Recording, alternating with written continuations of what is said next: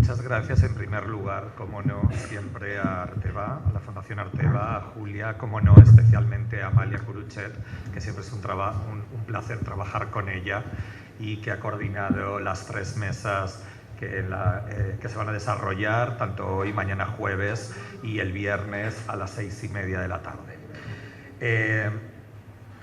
El seminario, las charlas, me han salido unos títulos muy largos para ellos, ¿no?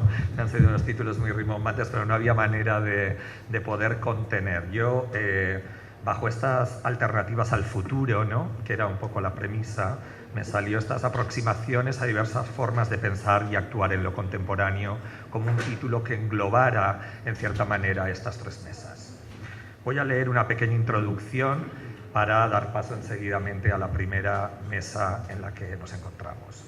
No es sencillo pensar en el futuro de una forma que se separe de la manera abismal de una enunciación conservadora o reaccionaria hacia sí mismo.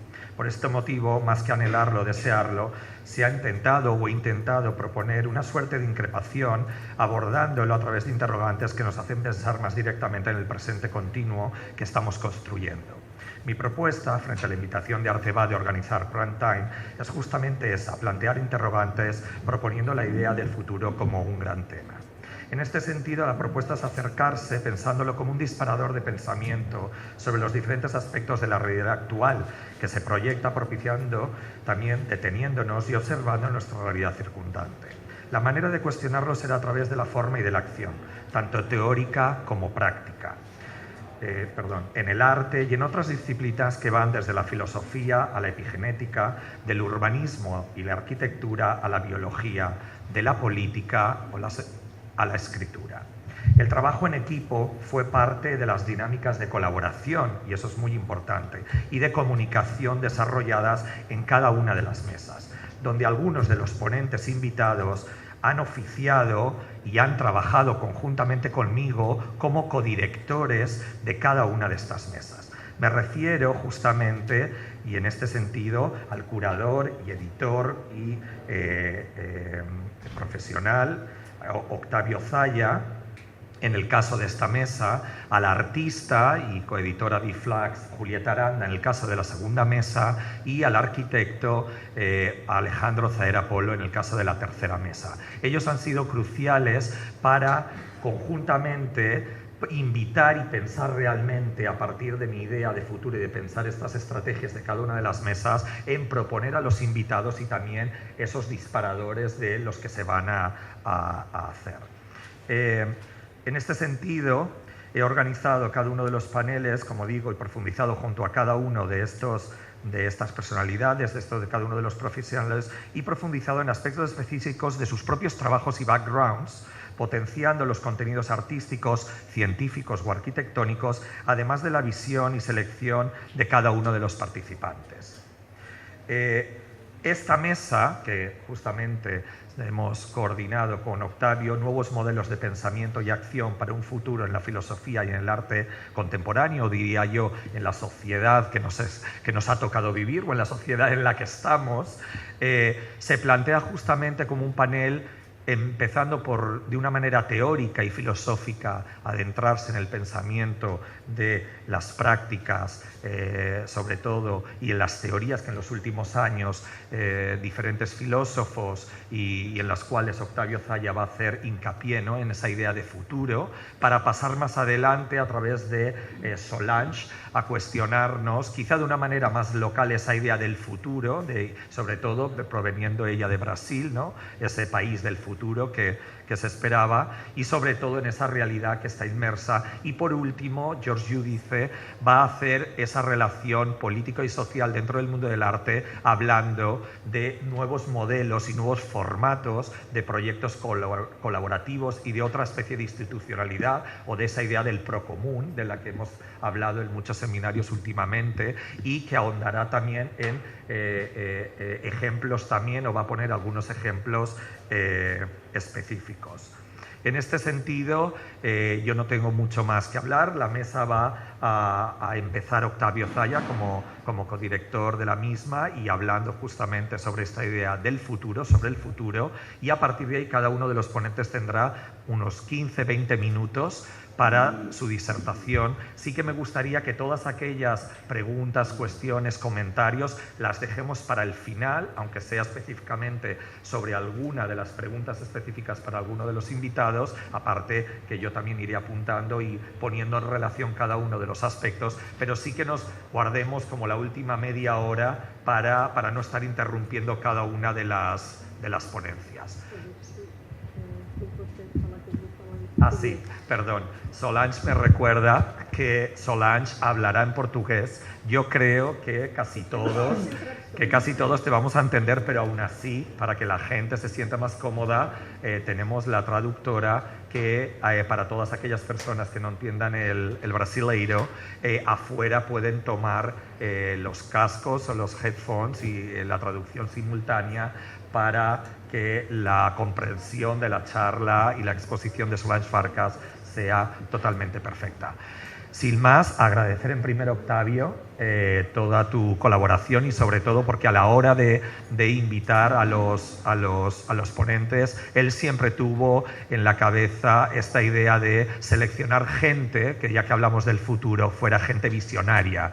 Y sobre todo, como comentábamos hoy con George, el libro de George, Recursos de la Cultura, fue en el 2003 un desencadenante tanto en la trayectoria de Octavio y para todos los que lo leímos, y que realmente propició, ¿no? Y hoy hablábamos ser casi un visionario de lo que está aconteciendo hoy en día. Y también, como no, una curadora y directora de Vídeo Brasil como es Solange Farcas, en esa idea de imaginar un sur posible, un sur no solamente decolonial, sino de las maneras en la que el arte, la cultura y en esa relación se da en esta especie de sur real y geográfico, pero también sociopolítico. Creo que son dos maneras visionarias de entender muchos de los postulados que hoy por hoy los curadores, incluso en Documentas y en otras palestras, en otros contextos, estamos entendiendo y que se antepusieron con vuestros trabajos a las maneras de trabajar que hoy en día curadores más jóvenes estamos entendiendo. Muchísimas gracias a los tres y Octavio, adelante.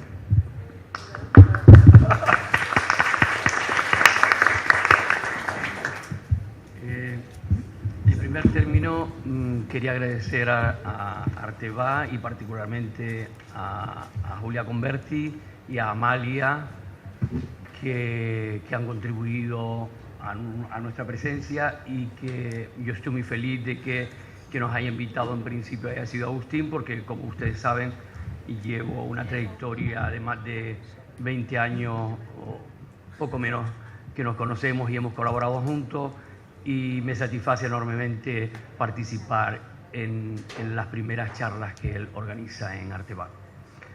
El título provisional que yo había planteado para esta charla era El futuro nunca acaba, pero a la larga, en la medida en que iba desarrollando el tema, me di cuenta de que había muchas maneras de titularlo.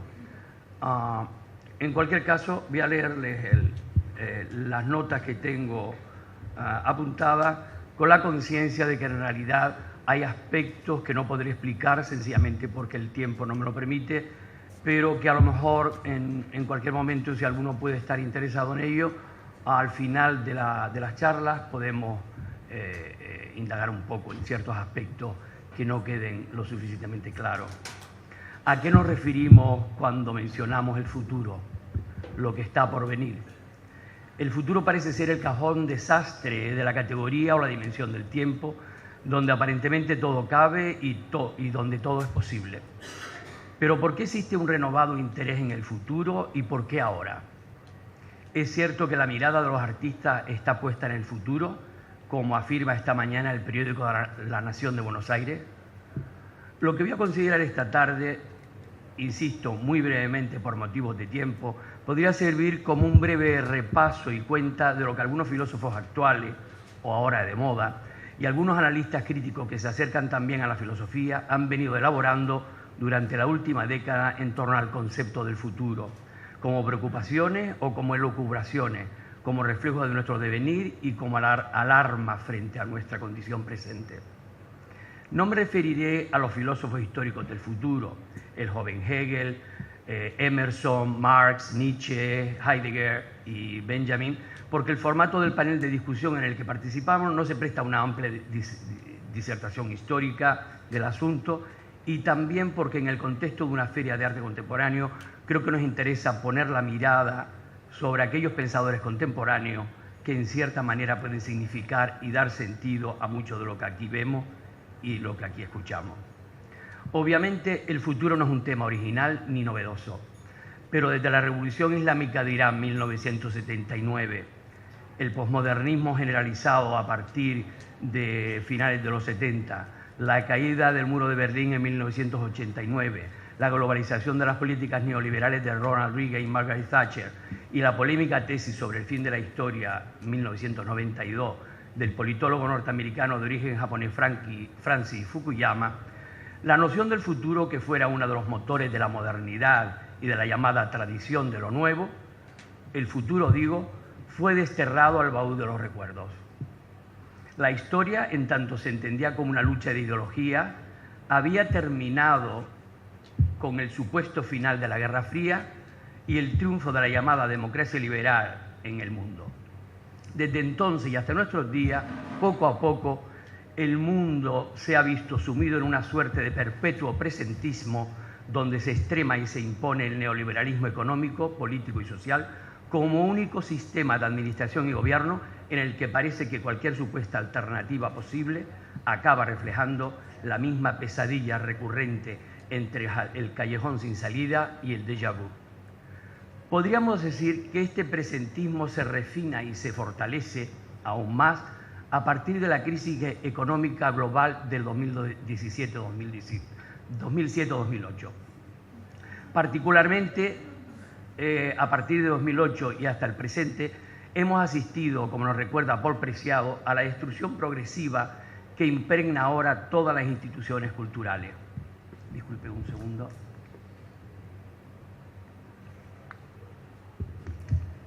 El rechazo a los refugiados, el conflicto militar en Ucrania, el repliegue identitario de los países europeos, el giro ultraconservador de Hungría, Polonia, Turquía, Filipinas, Brasil, la llegada al poder de Trump, el Brexit.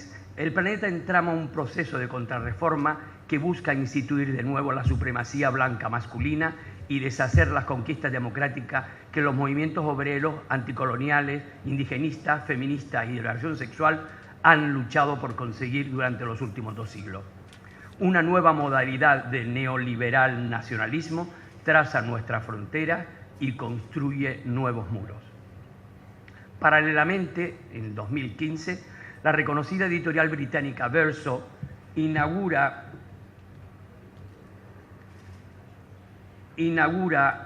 una colección sobre el futuro con 3 libros que vienen a instaurar a los nuevos filósofos italianos en el centro de la atención de la llamada izquierda académica, en Europa y en Norteamérica, y pronto en cualquier lugar cerca de cualquiera. A la vez, Bach, que es un importante centro de arte en Utrecht, lanza Vocabularios Futuros, un proyecto de investigación que se propone desarrollar un léxico conceptual orientado al futuro, y también Colecciones Futuras, un programa de exposiciones en el que funciona The New World Academy del artista holandés Jonas Staal, también en el 2015. Ese mismo año, el 2015, Aubrey Wizard, director artístico de la 56 Bienal de Venecia y director de la Haus der Kunst de Múnich, organiza la muestra internacional bajo el lema de Todos los futuros del mundo. No tengo tiempo para desarrollar aquí cada una de estas importantes manifestaciones y discursos, pero sí me detendré brevemente sobre las publicaciones que están influenciando ya a otros programas y manifestaciones culturales contemporáneos. Me refiero a los libros de Maro G. The Future, Franco Bifo Berardi, Heroes, Mass Murder and Suicide, y Paulo Virno, Déjà Vu and the End of History. Siguiendo a Peter Osborne, yo creo que la crisis de la izquierda, la ausencia de un cambio fundamental en medio del prolongado estancamiento económico mundial, está conectada con una crisis más profunda de la temporalidad histórica, que se extiende hasta el concepto del futuro mismo y que ha provocado este renovado interés en el concepto. Las diagnosis, tanto históricas como filosóficas, que han venido apareciendo son variadas y conflictivas entre sí. Concentrándome en la colección de verso y a pesar de sus continuas referencias al futuro, este grupo de libros en realidad representan un proyecto de conciencia temporal dehistorizada y, si se quiere, antihistórica, refiriéndose no tanto a los futuros históricos posibles, sino a lo que se caracteriza como los límites externos de la posibilidad política y social. En realidad, lo que se presenta como una nueva colección en curso sobre el futuro tiene muy poco de novedad y casi nada de futuro. De hecho, el libro del francés Augy, The Future, ya se había publicado en una edición más académica y menos autobiográfica en italiano en el 2012.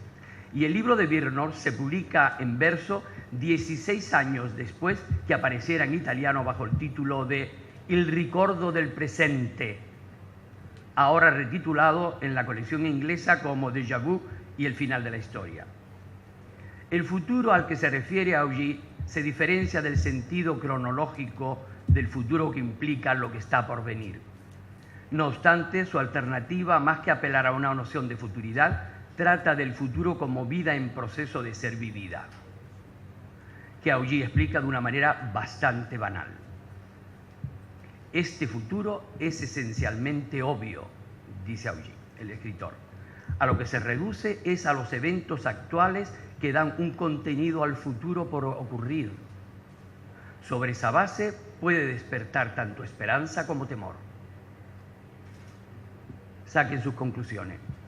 Para el filósofo británico Peter Osborne, el problema de entender el futuro como lo que está por venir, para Augy no se debe a las limitaciones teóricas del famoso tiempo vacío homogéneo del historicismo, sino concierne a su incertidumbre, el hecho de que estamos en una duda perpetua sobre lo que está por venir.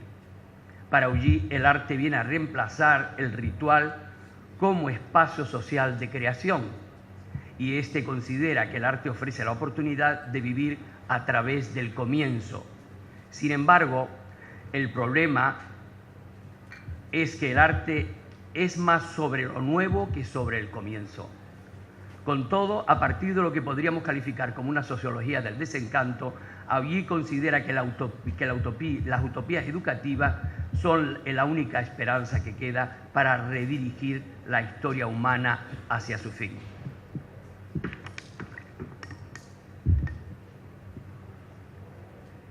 Berardi, que se presenta como el poster boy de esta nueva corriente filosófica, tampoco nos ofrece nada particularmente iluminador, sino una suerte de apocalipsis que se parece mucho a la recurrente distopia que nos ofrecen las películas de Hollywood sobre el futuro.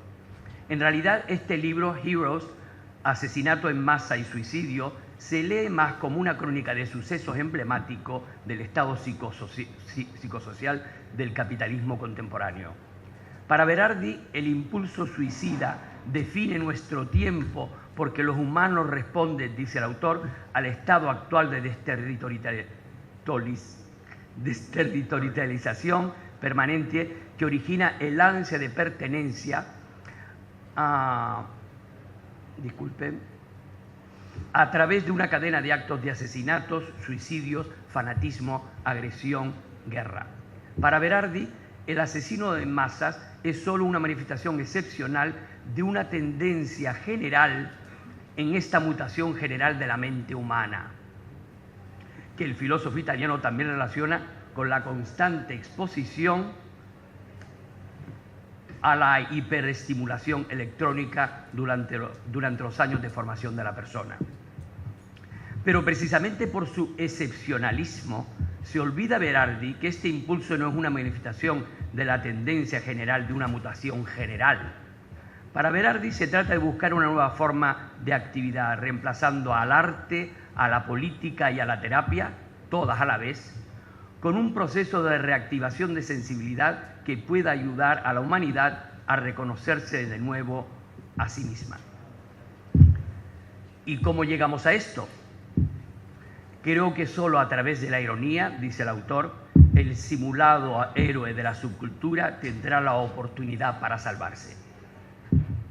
Quiero recordar que en un libro anterior, titulado precisamente Después del futuro, del 2011, Berardi abogaba por la poesía como medida para contestar y superar el capitalismo financiero en el que vivimos. Ahora acaba de descubrir la ironía, aunque me temo que en su nuevo libro que se acaba de publicar, que se llama An, Phenomenology of the End, nos recordará otra manera de superar este impasse. Si Augy y Berardi comparten una visión distópica del presente como agujero negro donde el futuro parece estar desapareciendo rápidamente, Virno nos ofrece una diagnosis de la base filosófica de la ilusión de lo poshistórico, de la tesis del final de la historia. En el libro de Virno, sin embargo, no hay una distinción entre la temporalización en general y el momento histórico. Además, para Virno, el tiempo no está temporalizado por el futuro, sino por el potencial como pasado. El futuro solo existe en la génesis continua del presente, en la relación entre el presente y el pasado cronológico. En Virno no hay futuralidad o futuridad. Con este breve repaso, creo que resulta evidente, como ya apuntaba Osborne, que la izquierda padece una crisis filosófica tan aguda como la crisis política que se refleja en aquella. No obstante, hay otra publicación más accesible y tal vez menos ambiciosa y que no reclama para sí la categoría de filosofía, que me parece que nos ayuda a esclarecer las alternativas posibles de lo que está por venir.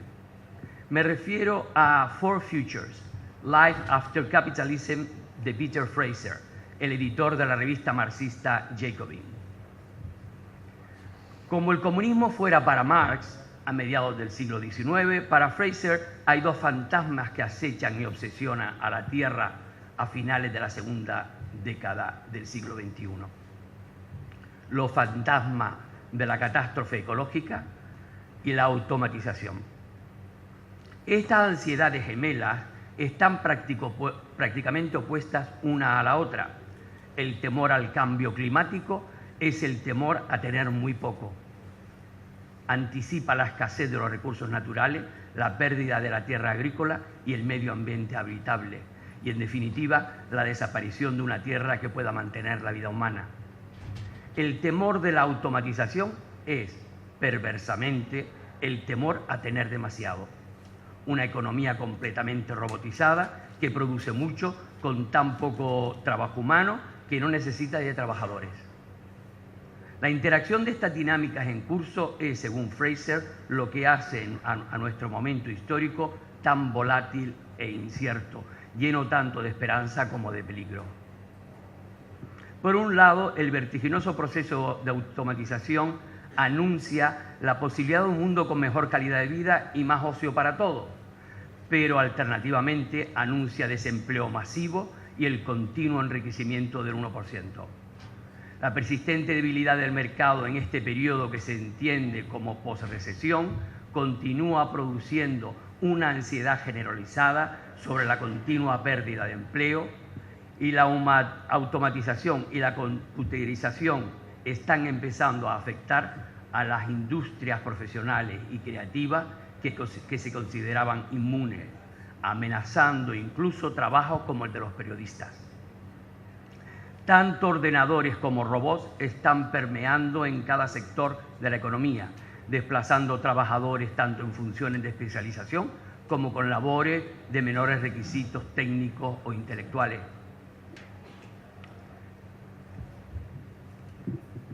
Algunos críticos, sin embargo, consideran que concentrarse obsesivamente sobre escenarios de automatización futurista nos distrae de tareas políticas más urgentes como la inversión y el estímulo gubernamentales, la mejora de salarios y las condiciones de los espacios de trabajo. Obviamente, culpar a la automatización por la debilidad de la economía a partir de la recesión de 2008 es sin duda una distracción de las cuestiones fundamentales, ya sea la falta de estímulo fiscal o la creación de empleo de los gobiernos. Preocuparse de los robots es tan inoperante como reaccionario. No obstante, aunque este análisis sea correcto, para Fraser no mira demasiado lejos. Fraser se extiende sobre los beneficios de la automatización a largo plazo y sobre el tiempo libre que supone y también sobre el salario básico universal, para luego declarar que todavía nos enfrentamos a lo que nos hemos enfrentado desde la revolución industrial. Las nuevas tecnologías de producción desembocarán en mayor tiempo libre para todos, o estaremos encerrados para siempre en este ciclo en el que las ganancias de la productividad solo beneficiarán a unos pocos, mientras que el resto continuaremos trabajando más que nunca. En lo que se refiere al cambio climático, la cuestión primordial no es tanto si este cambio se está produciendo, sino quién o quiénes sobrevivirán el cambio. Cualquiera sea el caso, no es posible entender el despliegue de la crisis ecológica y los desarrollos de la automatización sin entender la tercera crisis a través de la que ambos están mediados, la crisis económica capitalista. Porque ni el cambio climático ni la automatización se pueden entender como problemas o soluciones en y por sí mismos. Ambas crisis son también, pues, la crisis de la desigualdad. Ambas se refieren a la distribución de la escasez y de la abundancia, a quién pagará los costes del daño ecológico y a quién disfrutará de los beneficios de una economía altamente productiva y automatizada. Como sabemos, hay diferentes maneras de abordar el tema del impacto humano sobre el clima y hay diversas formas de asegurarnos que la automatización proporcione prosperidad para todos. Pero esos futuros posibles requieren un sistema económico muy diferente del que ha dominado globalmente desde finales del siglo XX. Fraser desarrolla el resto del libro dedicándole un capítulo a cada uno de los momentos que él entiende como futuros posibles: el comunismo, el rentismo, el socialismo y el exterminio. No voy a elaborar ninguno de estos temas, sencillamente porque nos tomaría otros 20 minutos. Pero en cualquier caso sí quiero decir que les recomiendo que realmente, si están interesados en el tema, lean el libro, porque realmente nos ofrece una visión realista, comparada de lo que presuponen los elementos que he mencionado, sobre todo en relación al clima, en relación a la mecanización, a la automatización, quise decir, y luego también en relación a la escasez y la abundancia, a la igualdad y a la desigualdad. Depende de estos temas si podremos tener un comunismo, un socialismo, un rentismo o un exterminio. Lo importante para los productores culturales, como son los filósofos, los artistas, los curadores, los escritores, los críticos intelectuales en general, es entender que lo que realicemos no puede ya definirse independientemente de nuestro tiempo, sino en relación con este y respondiendo siempre a este. Nuestro tiempo requiere una práctica que reabra el futuro y libere y decolonice el pasado. Estos intelectuales y profesionales, cualquiera sea su nombre y su actividad, pueden todavía contribuir a la liberación de posibilidades que contrasten con las condiciones actuales, porque son prácticas que pueden facilitar la renovación de las energías utópicas y la regeneración de la confianza y de la esperanza. Gracias.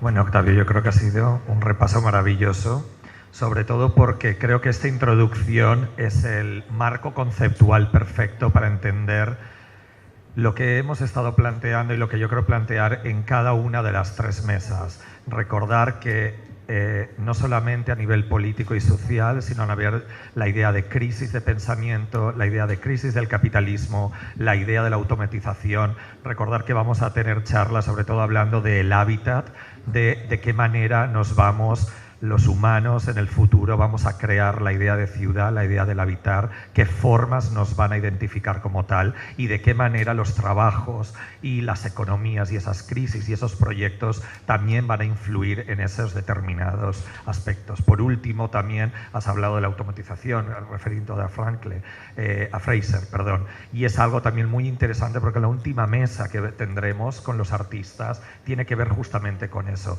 de qué manera los procesos de tecnología están incidiendo desde el arte, pero de qué manera los artistas, los curadores y todos los que estamos alrededor tenemos que ser muy conscientes de lo que implica cada una de esas opciones y de qué implica también en una tarea al futuro de nuestros recursos y de nuestras posiciones. Realmente ha sido leer toda una serie de libros de 10 años y ha sido realmente maravilloso. Mil gracias. Solange, tu turno. Boa tarde a todos.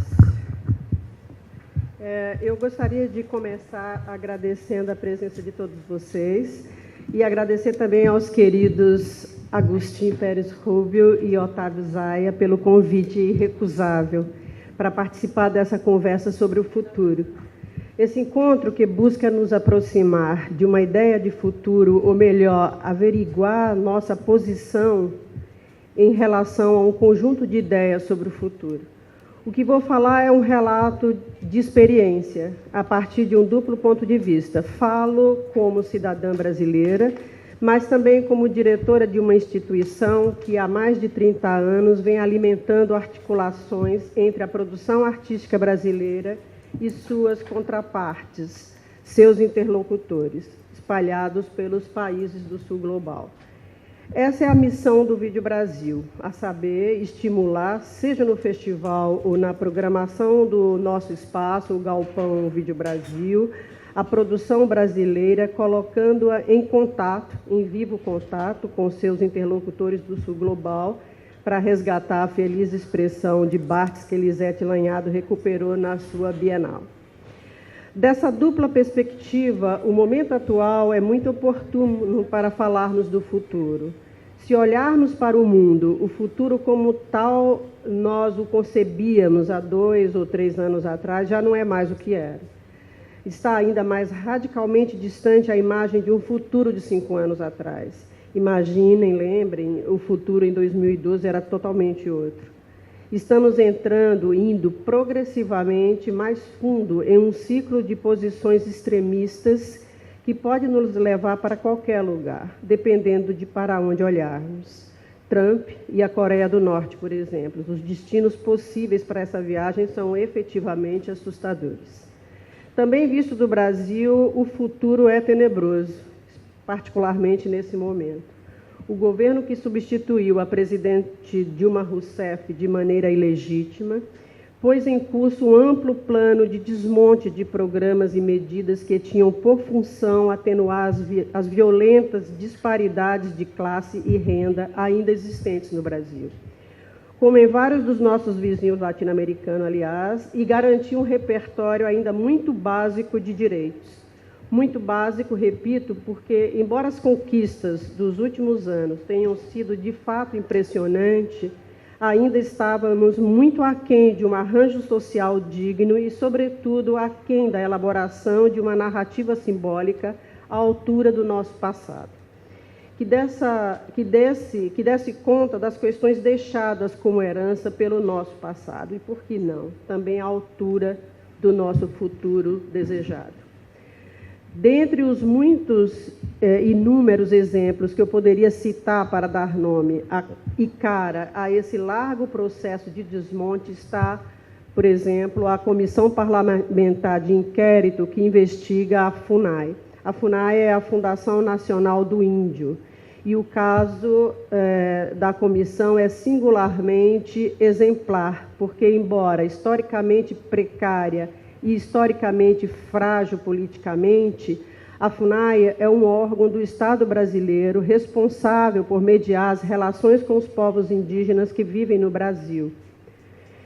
Enquanto eu preparava essa fala, o relatório final da comissão ainda não foi votado, mas ela, com os principais cargos tomados pela bancada ruralista, pede o indiciamento criminal de antropólogos, lideranças indígenas, lideranças religiosas e outros ativistas pelos direitos indígenas, chegando ao cúmulo de querer proibir a presença de certos profissionais em áreas indígenas. Isso representa uma séria ameaça à livre atividade acadêmica, à produção de conhecimento levada a cabo pelas forças políticas profundamente reacionárias e conservadoras que tomaram o poder no Brasil.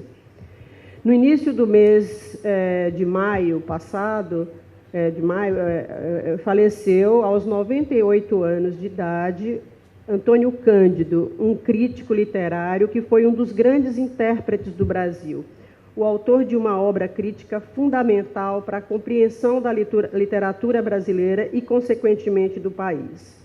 Logo após a morte do Cândido, circulou nas redes sociais uma entrevista que ele deu falando sobre as conquistas do socialismo, uma visão muito otimista.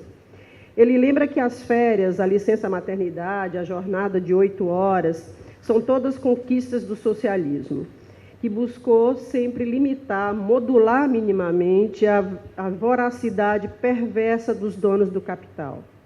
Pois bem, o momento atual no Brasil é de retração, de recuo e de perda de algumas dessas conquistas.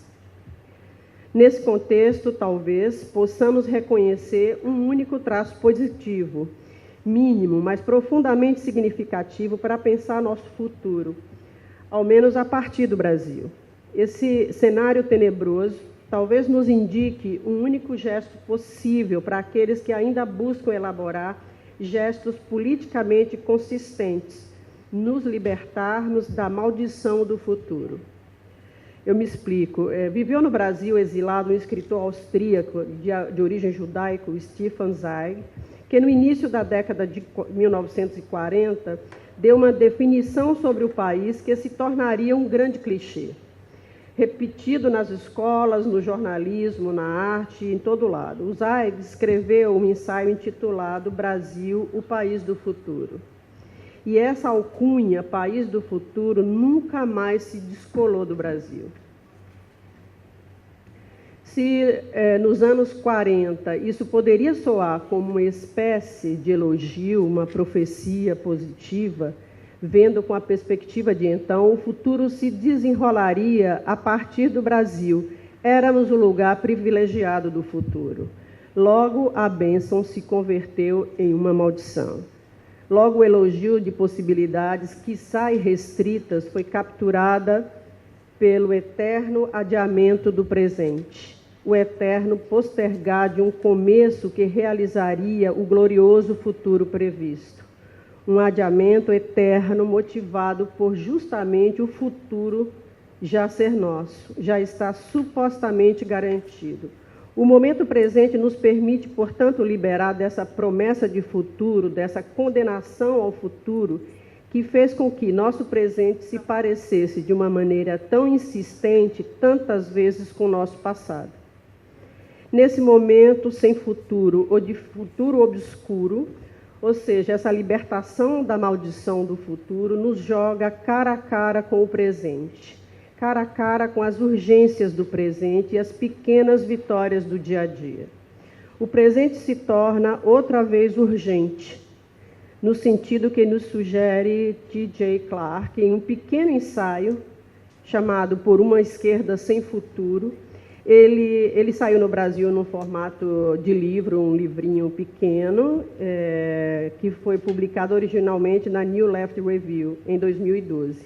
Ele fala, é claro, a partir da perspectiva europeia, mas que hoje pode nos ser útil, sobre a necessidade de uma profunda autocrítica da esquerda que deveria, na visão dele, ser realizada a partir do reconhecimento da nossa derrota. Da derrota no sentido macro da política, das perspectivas e dos projetos de poder da esquerda.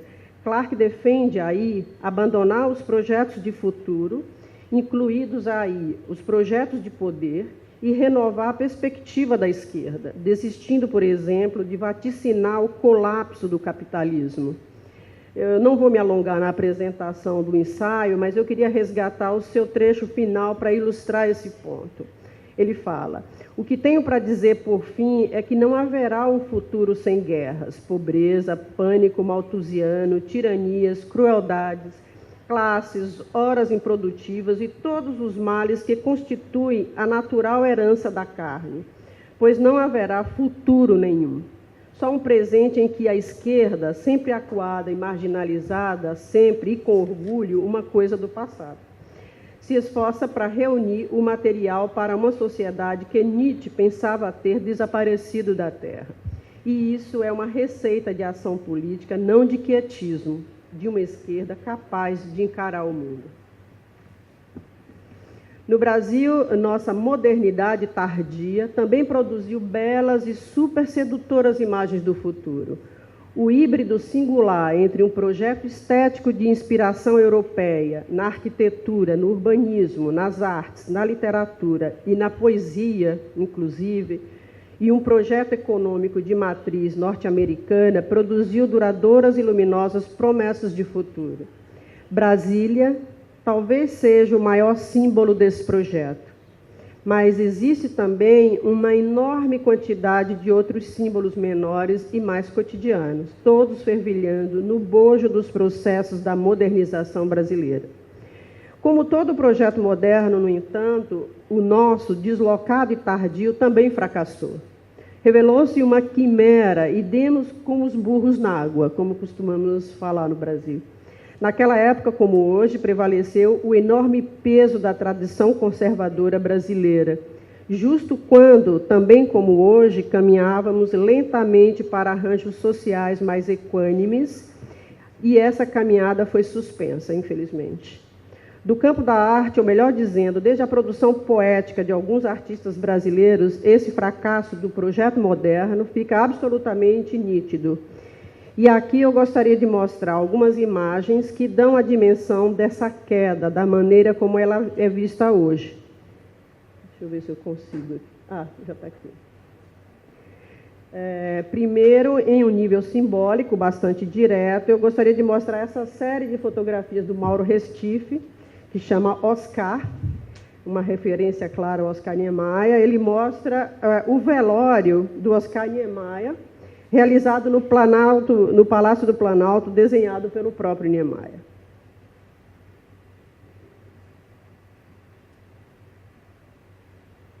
Deixa aqui. Não é a próxima.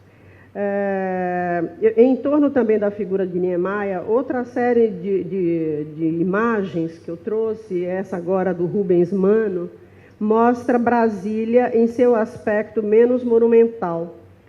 Mostra as rachaduras e as sombras desse monumento urbano, o lado abandonado e menor da cidade. A série Futuro do Pretérito, essa série aqui, aborda a herança moderna pelos fundos, de uma maneira bastante contundente. Pode... Mostra aqui.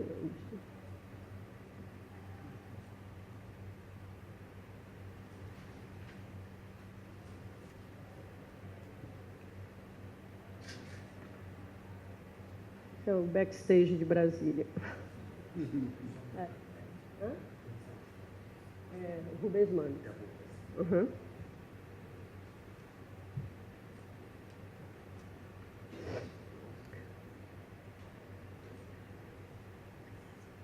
Acho que é isso. As próximas imagens é da Carla Zaccanini, também uma artista argentina residente no Brasil, entre o Brasil e a Suécia. Ela também aborda essa promessa de modernidade brasileira. Essas são as imagens da Carla, a partir do olhar estrangeiro, reunindo dois instantes... Carla Zaccanini. Zaccanini, isso. Desse olhar em duas capas de revista e aproximando nesse gesto dois momentos da história brasileira.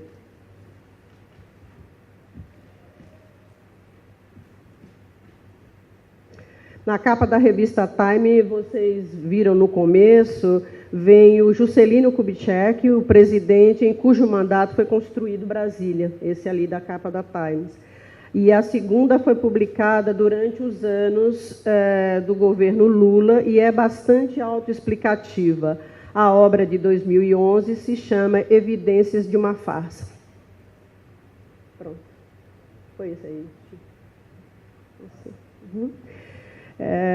Nessa ampla crítica do projeto moderno que a arquitetura e o urbanismo simbolizam tão bem, 3 outros artistas se referem ao Oscar Niemeyer como um personagem ícone, cuja figura foi capaz de sintetizar, para o bem e para o mal, o progressismo modernista, a má qualidade das promessas modernas e o quanto, na arquitetura em particular, um desenho arquitetônico de alta voltagem poética estava baseado em relações de trabalho absolutamente arcaicas. A primeira é Rosângela Renaud, pode passar? Em 1994, realizou uma série de fotografias chamadas Imemorial, essa série aqui, onde estão reunidas fotos dos trabalhadores mortos durante a construção de Brasília. Eu chamo a atenção para o título, que situa a obra com alguma ironia, na ordem dos monumentos que lembram mortos ilustres, mortos em combate, ou seja, nossos mortos especiais, memoráveis. E memorial é também a duração dessas relações de trabalho, precárias e violentas, e que o Cildo Meirelles chamou uma vez de o Holocausto dos Invisíveis.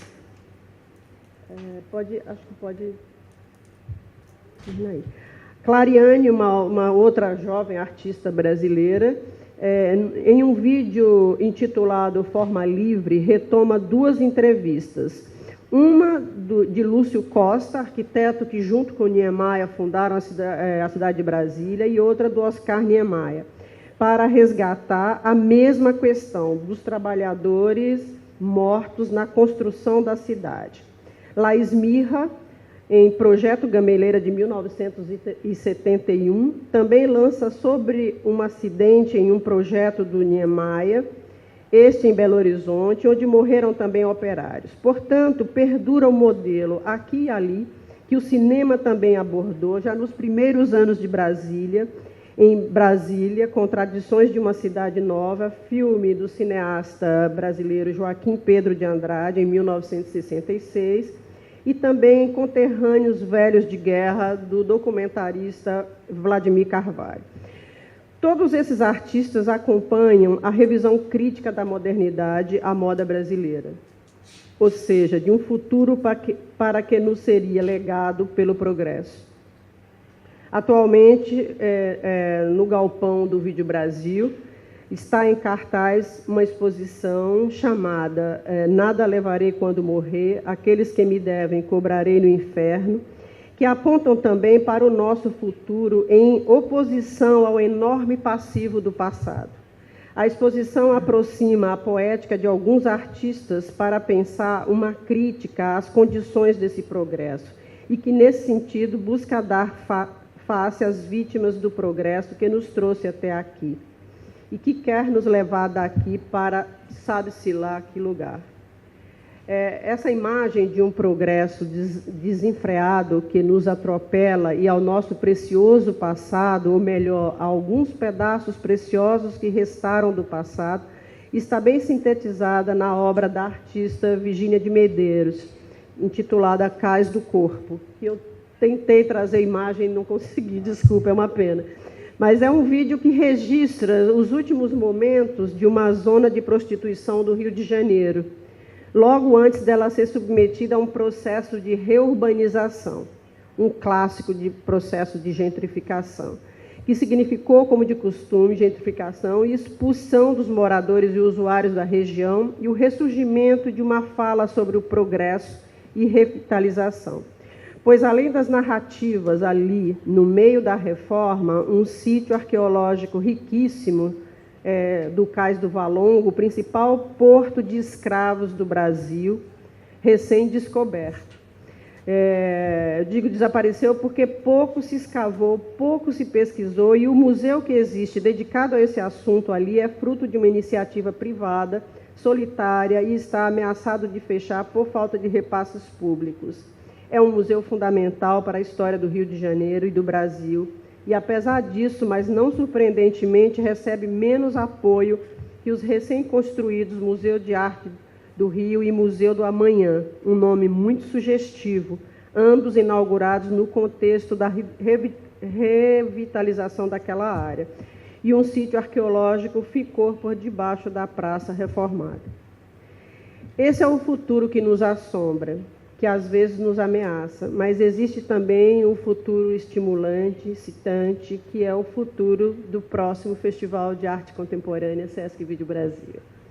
Em outubro desse ano, vamos realizar a 20ª edição, celebrando 34 anos de existência, com um conjunto extraordinário de artistas, na sua totalidade, apontando, eu acho que não por coincidência, questionando esse mesmo tema de futuro, né? Apontando algumas alternativas, algumas dúvidas, mas essa é uma questão presente nos trabalhos e, portanto, eu acho que vai ser uma exposição e um festival extraordinário, potente, porque os artistas estão propondo questões, pensando essas questões que a gente tema desse seminário.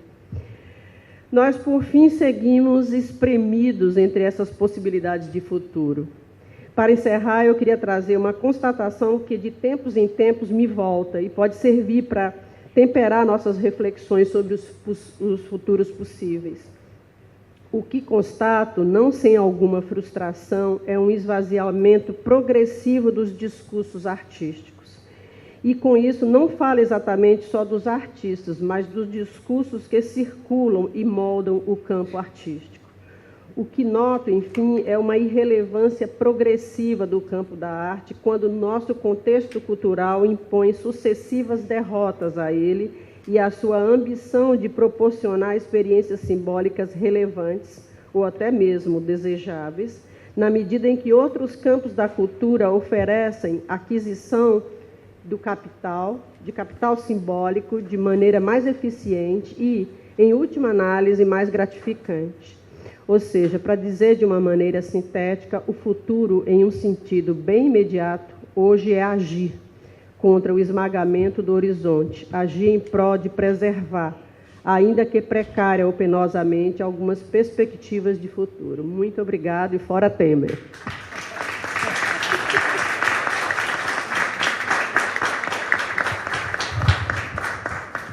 Bueno, Solange, creo que ha sido ¿se me escucha? Una contrapartida, o por decir otro planteamiento, no solamente tan general y filosófico, sino justamente muy local y muy preciso. Y creo que en la plática, en la exposición de Solange, hay una cosa que todo el rato reverbera. Por una parte, lo que Octavia comentaba, la idea de crisis, ¿no?, que muchos filósofos apuestan, en este caso concreta del Brasil, del sistema, pero también la alternativa, y creo que también al final de la exposición de Octavio venía en que toda práctica, todo hecho artístico es un hecho político, y entender la práctica curatorial, de pensamiento, de escritura, como un hecho político es fundamental.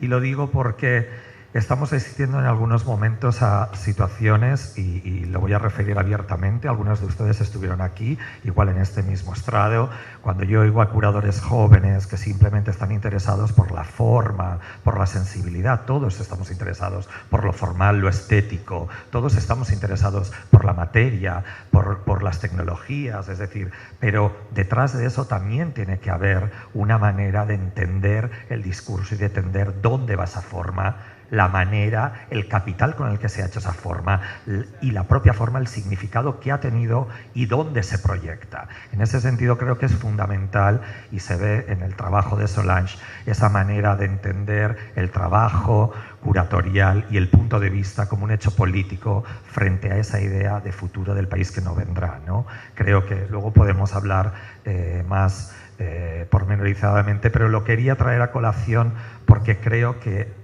hay que recordar, y sobre todo, desgraciadamente muchas veces es en los momentos de crisis, a nosotros también, yo como curador español y director de un museo en España también te pasa, ¿no? Es decir, justamente en esos momentos de crisis del país económica, de crisis de apatía, ¿no?, social, de resentimiento frente a lo que está pasando, pero creo que eso se tiene que mantener y perpetuar.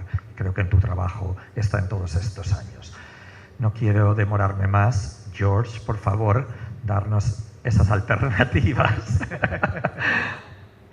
Gracias. Bueno, muchas gracias. Quisiera agradecer a Agustín Pérez Rubio y a Octavio Zaya, que son los responsables por mi presencia, y a ustedes por haber llegado. Lo mío no aborda tanto el futuro, sino otra manera de pensar el futuro, que es la construcción del procomún. Y las experiencias de las cuales voy a hablar tratan de eso. ¿Me puedes pasar el remoto? Gracias. Hacia un nuevo paradigma institucional. Bueno, nada es nuevo bajo el sol, pero ha habido tentativas de lo que voy a hablar antes. Casa Gallina en la Ciudad de México y el Media Lab Prado en Madrid, dos experiencias que procuran crear una nueva institucionalidad, ya no principalmente artística, sino de invención e innovación más íntegramente social, corresponden a mi ver al llamado a, cito, transformar las instituciones existentes mediante la invasión transversal de ideas cuya audacia está relacionada con y a veces es mayor que la de la imaginación artística. Fin de cita. Esta propuesta la hace Claire Bishop a manera de ocurrencia tardía en la conclusión de su libro Infiernos Artificiales, Arte Participativo y Políticas de la Espectaduría. Digo tardía porque las 283 páginas que anteceden a esta afirmación son totalmente negativas con respecto a la propuesta que ella hace en la última oración.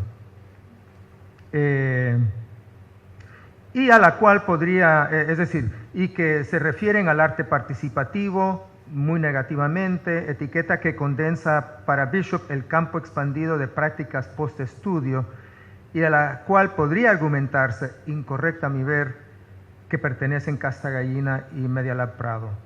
Inicio esta reflexión sobre una nueva institucionalidad a partir de los términos con los cuales Bishop subestima el arte participativo, porque creo que se tienen que rearticular esos términos, institución, arte, participación, etcétera. Se tienen que rearticular a partir de la actualidad en que la participación toma otro sentido, asociado con el uso y el usuario, categorías del entorno digital, pero que trascienden ese entorno y caracterizan el potencial de la acción humana. Bishop busca blindarse a las críticas a su conservadurismo, remitiendo a la relación aparentemente radical que establece Rancière entre estética y política. Las críticas de Bishop podrían sintetizarse en los siguientes puntos que están ahí. Se abandona la estética en el arte participativo a favor de la incidencia social. 2. Por tanto, la mayor parte de este arte es instrumental. 3. La opción por la colaboración con actores no artísticos e inclusive procedentes de movimientos sociales conduce a un desinterés por la calidad de las obras o acciones. 4. La política de estas tendencias, dice ella, es ineficaz, pues responde a un objetivo ideológico que luego es absorbido por el mercado. 5. O se logra un éxito aparente, en realidad que cumple con los imperativos neoliberales, al hacer que los ciudadanos mismos resuelvan sus problemas con la ayuda de artistas.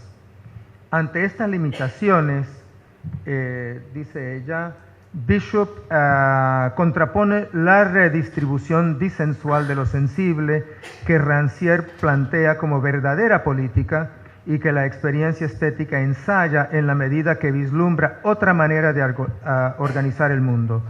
De ahí que Bishop, siguiendo a Rancière, abogue por la autonomía de la experiencia estética que debe mantenerse en el ámbito de lo indeterminable. Yo no voy a leer todo eso, es solo para refrescar la memoria sobre lo de Rancière. Esa autonomía es refrendada por lo que Peter Bürger denominó institución de arte, hecha visible, según él, desde las vanguardias históricas que la atacaron.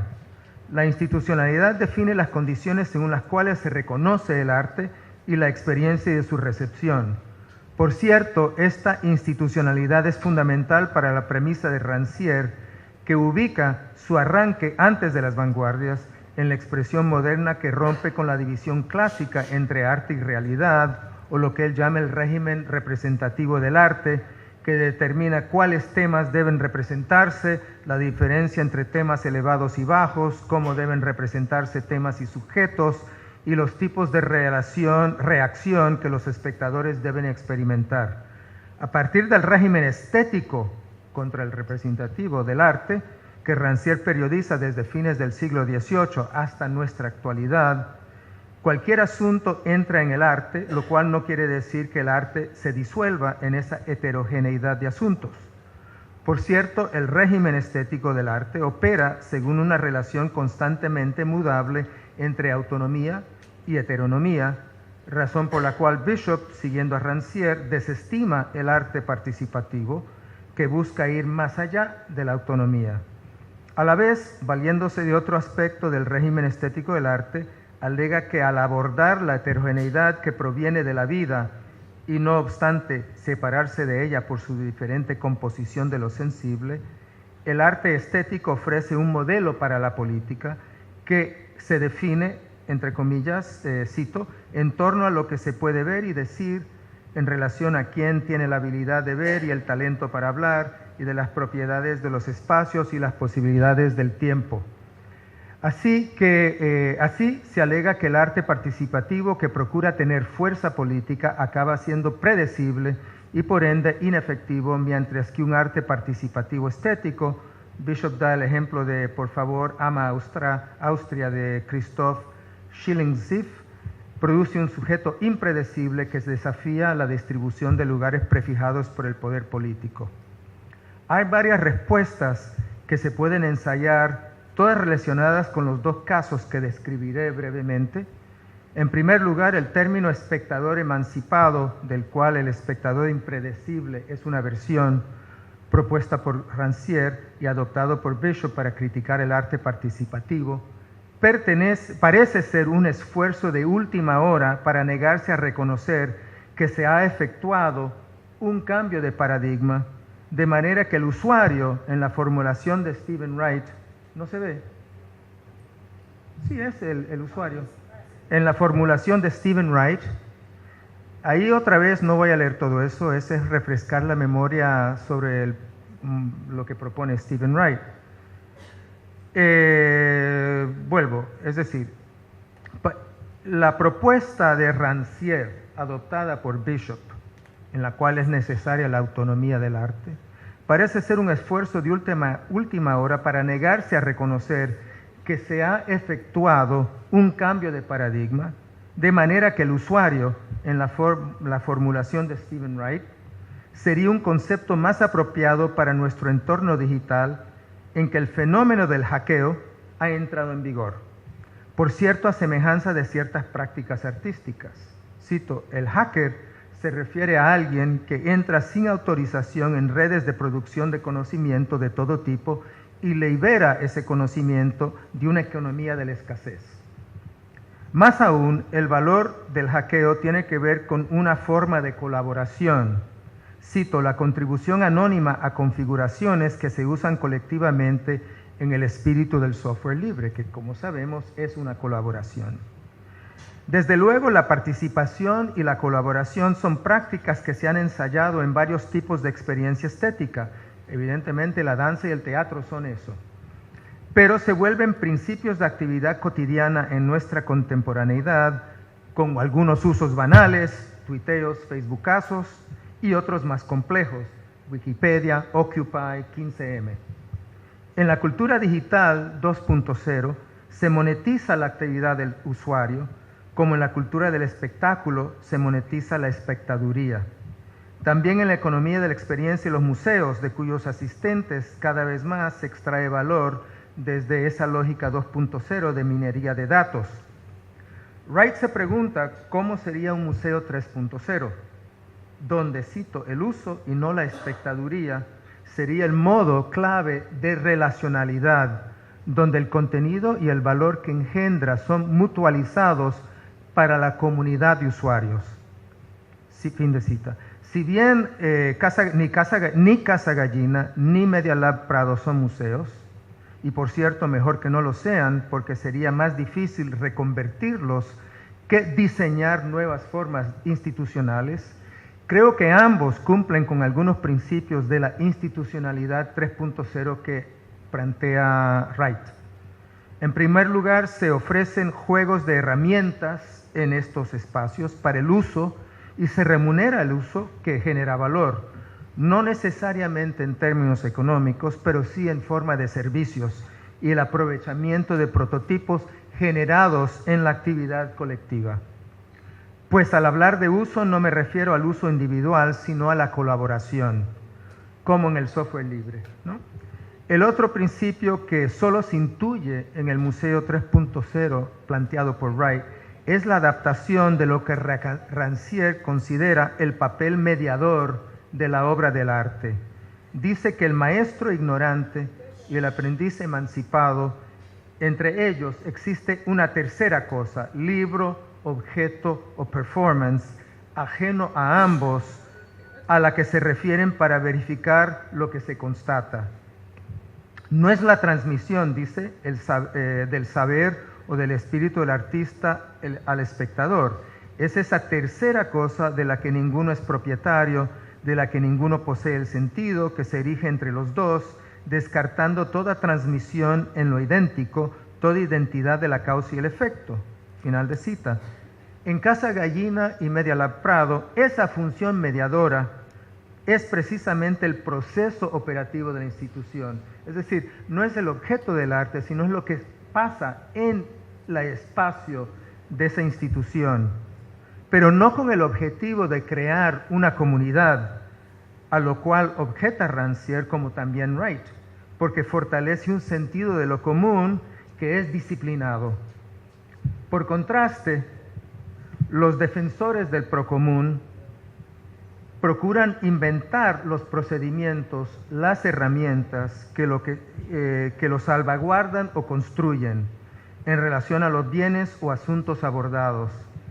Más que una comunidad, los actores que mantienen el procomún se asemejan más a una red orientada hacia un bien común.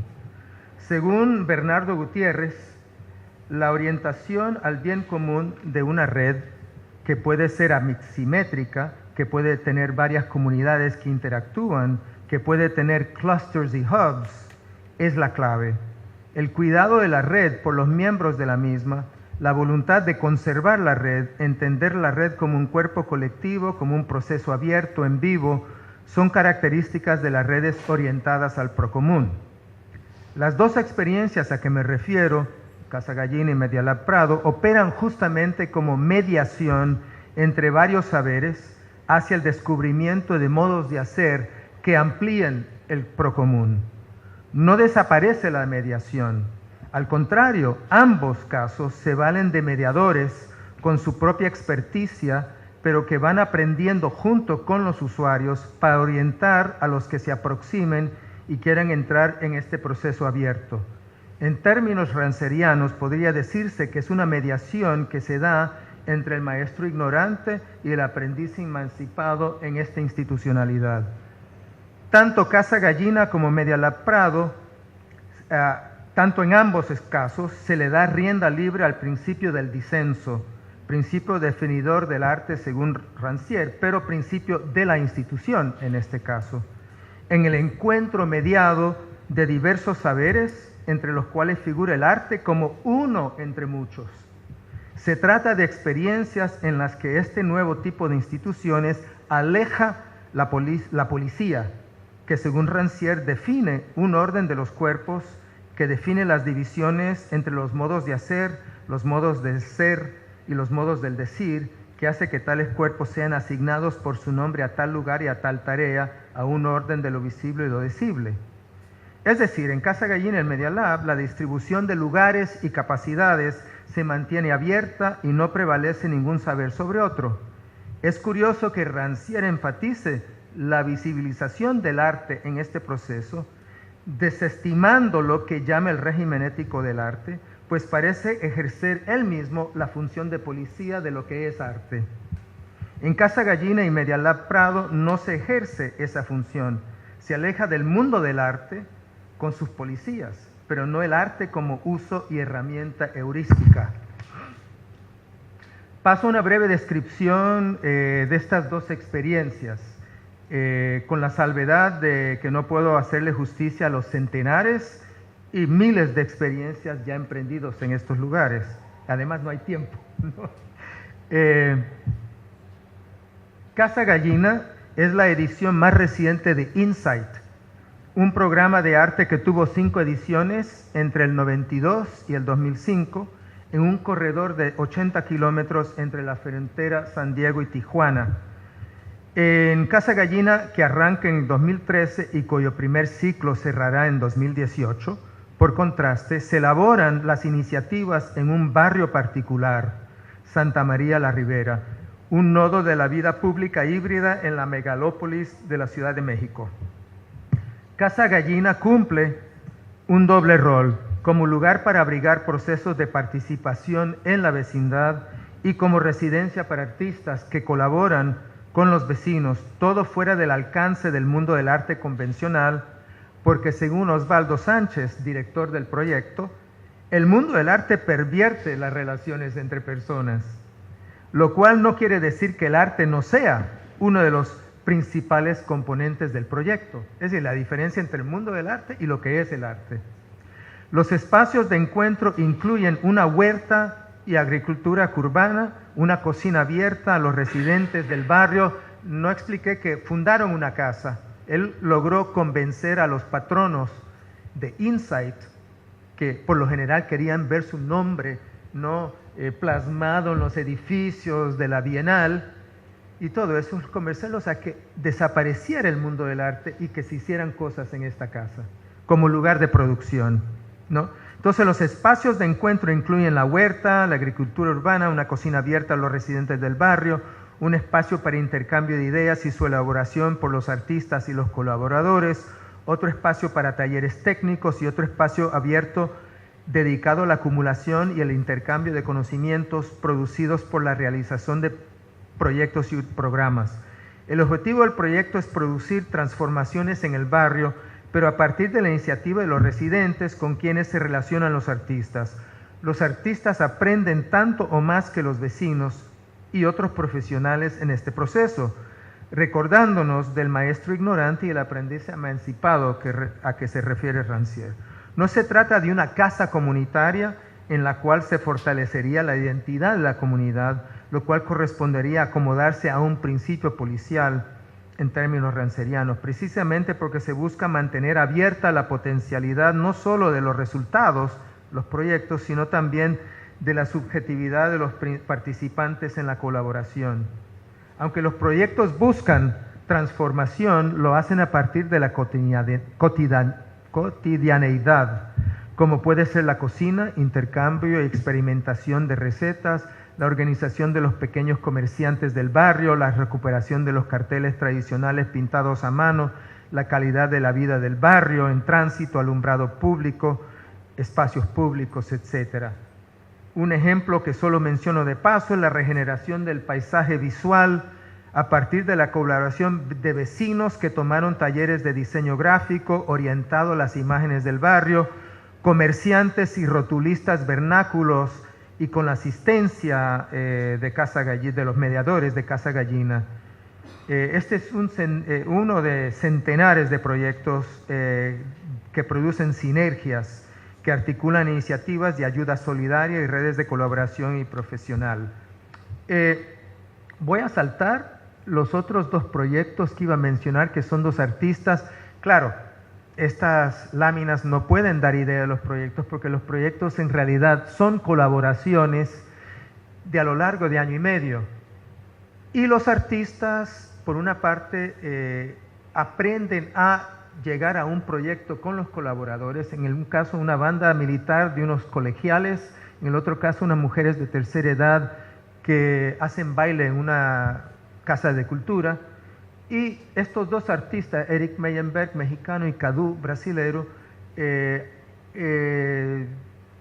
interactuaron con los chicos para ir generando una serie de de eventos, actividades que se dieron con ellos, para ellos, y luego ellos elaboraron su obra que fuera de Casa de Gallina se pueden exponer en todas partes, porque en Casa Gallina no se expone arte, ¿no? Eso se hace en otras partes. Pero lo que las obras tratan de hacer en cierta medida es traspasar una energía que se dio a lo largo de ese año y medio a un formato distinto que ya es más convencional de los artistas y que entra en el mundo del arte fuera de Casa Gallina. Paso rápidamente al Media Lab Prado, que se define como un laboratorio ciudadano de... Bueno, ahí acabo de llegar a los 20 minutos. Lo que voy a hacer es simplemente decir una cosa, ¿cuál es el propósito? Leo esta parte. Es un laboratorio ciudadano de producción, investigación y difusión de proyectos culturales que explora las formas de experimentación y aprendizaje colaborativo que han surgido de las redes digitales. Sus objetivos principales son habilitar una plataforma abierta que invite y permita a los usuarios configurar, alterar y modificar los procesos de investigación y producción. 2. Sostener una comunidad activa de usuarios a través del desarrollo de estos proyectos colaborativos.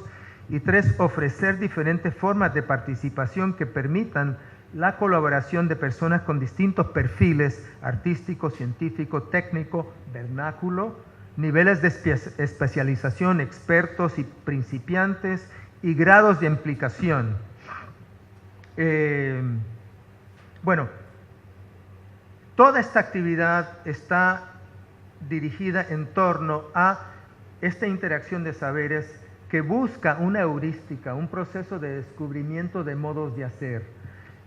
Como no tengo tiempo, simplemente voy a... estas son las líneas de trabajo, que no son necesariamente autoexplicativas, pero tampoco tengo mucho tiempo para hablar de ellas. Interactivos es un ejemplo de una de sus 6 líneas de trabajo, y que aquí ven esta de ciencia de garaje, a la que yo asistí la primera vez que conocí al Media Lab, que llevo 8 años trabajando, conociendo los proyectos, en que participan saberes muy distintos, científicos, vernáculos, hasta taxistas. Por ejemplo, estábamos hablando del clima y la calidad del aire de una ciudad. Entonces hay proyectos con colaboración de actores muy diversos. ¿Y por qué un taxista? Porque un taxista conoce cómo es el ambiente de una ciudad, quizás mejor que un científico y que otros, ¿no? Entonces, sí. El otro, muy importante, hay un proceso de reflexión sobre lo que se está haciendo en el proyecto, sobre el procomún. ¿Qué quiere decir construir procomún? Y lo que más me interesa a mí es que el trabajo del Media Lab Prado, claro, Media Lab Prado está casi en el Paseo del Prado, por lo tanto no es como Casa Gallina que está en un barrio, pero se vincula con una serie de procesos barriales, vecinales en Madrid, ¿no? Yo participé en varios talleres de distintos barrios. En este particular caso también están retroalimentando a los procesos del gobierno, es decir, cómo pueden hacer para que haya procesos de participación para el gobierno. Entonces hay muchos talleres con participación de funcionarios, de ciudadanos, etcétera, hacia esto. Y llevan eso, en este proyecto de inteligencia colectiva para la democracia, a vincular varios locales, es decir, de la misma manera que hay actores locales en el Ayuntamiento de Madrid y también en los distintos barrios, o en Barcelona, o en La Coruña o Valencia, en España, que son las ciudades que han tenido gobiernos hacia que los actores post-15M han llegado a administrar las ciudades, junto con ciudades de todo el mundo, todas tratando de encontrar maneras participativas para devolver el gobierno a los ciudadanos. Este era un ejemplo que quería mencionar porque un doctorando mío participó en este proyecto con artistas. Son artistas que también son científicos, Él es científico, pero también un estudiante de letras, está haciendo su doctorado, terminándolo. Y es muy interesante porque es un proyecto de cómo incide el estrógeno que luego entra en las aguas de la ciudad y cómo eso afecta otra vez el procomún, la destrucción de un procomún que debe ser el agua. Y entre ellos inventan un nuevo término, que es la violencia, no la con V, sino con B, porque es una violencia a nuestra biología, a nuestro procomún. Bueno, en todo caso, la última oración de mi trabajo es: conclusión brevísima por falta de tiempo. ¿En qué consiste el nuevo paradigma institucional de Casa Gallina y Media Lab Prado? Se trata de espacios, procesos de mediación en los que a partir de la interacción de saberes y el uso de una miríada de bienes e instrumentos se buscan nuevos modos de hacer para construir el procomún de la actualidad. Gracias.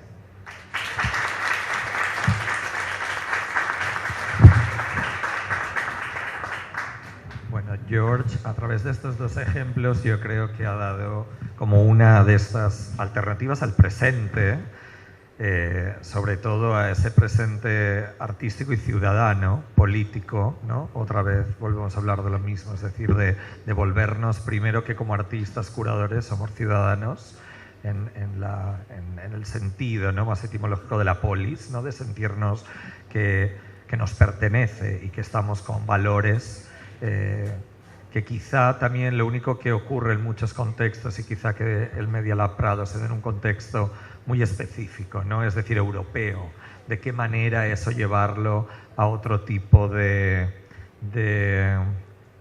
localidad, de formación social, sería muy interesante. Justamente está aconteciendo y es lo que debería, pero justamente en ese sentido de no, y sobre todo para el público, muchas veces cuando escuchamos en paneles así o en conferencias, no sé, a mí me pasa, ¿no?, viene alguien de Oslo, de Australia, es decir, no es copiar para nada a pie de la letra, sino traducir, o en cierta manera de qué manera podemos asimilar esas ideas en nuestros contextos locales y algo, ¿no?, en nuestro ámbito local, para dar una alternativa. De todos modos, cada una de las ponencias ha sido bien diferente. Creo que todas ellas comparten ideas comunes, por así decirlo, pero me ha llamado la atención desde la posición, o sea, el repaso de Octavio, sobre todo de todas estas teorías sobre el futuro, algo que decía Peter Osborne, ¿no?, que decía justamente a través del desengaño, ¿no?, es decir, de esa idea de crisis misma de la idea, pero en cambio decía que solo había, o que veía en cierta manera, como las pedagogías educativas, como lo que llamamos el giro pedagógico. Perdón. Era Berger, yo lo había apuntado como Osborne. Era justamente como una de esas alternativas, ¿no?, que se podía ver a partir de ese futuro. Luego,